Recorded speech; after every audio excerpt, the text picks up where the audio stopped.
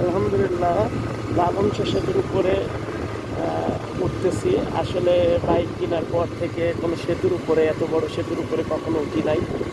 আর এই পাশে দেখতে পাচ্ছেন হাডিং ব্রিজ, আর এই পাশে আছে রূপপুর পারমাণবিক বিদ্যুৎ কেন্দ্র। খুবই চমৎকার একটা ভিউ।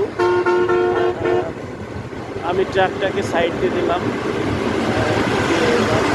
রাইড করি। সকালবেলা সবাই মাথা গরম মনে হচ্ছে, মাথাটা আমার অনেক ঠান্ডা। আমি অনেক স্মুথলি রাইড করতেছি, কারণ আমি খুবই নিরিবিলি যেতে পছন্দ করি।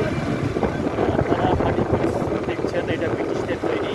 আর আমি যেটা যাচ্ছি এটা হচ্ছে লালন সেতু, এটা বাংলাদেশ সরকারের তৈরি।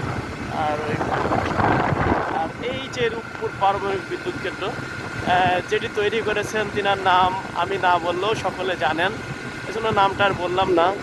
তিনি এই বাংলার রূপকার, তিনি এটা তৈরি করছেন।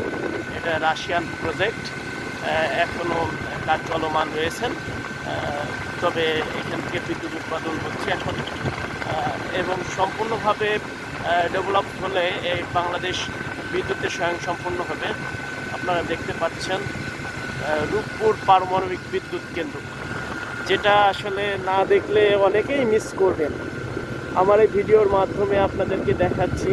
আর এই যে লালন সেতু পার হচ্ছে, কিন্তু হার্ডিং ব্রিজ কিন্তু শেষ হচ্ছে না।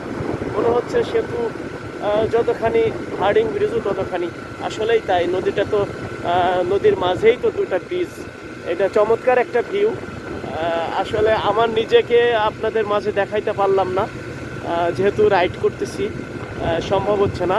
আপনাদেরকে পারমাণবিক বিদ্যুৎ কেন্দ্রের চুল্লিগুলো দেখাচ্ছি। এই চুল্লিগুলা খুবই শক্তিশালী চুল্লি। এই সেই হাডিং ব্রিজে শেষ প্রান্তে চলে এসেছি। আর কথা বাড়াবো না, এখন ভিডিও স্ক্রিপ্ট করে দিব। সবাই ভালো থাকবেন, ধন্যবাদ। আমার যাত্রাপথ শুভ হোক। আল্লাহ হাফেজ।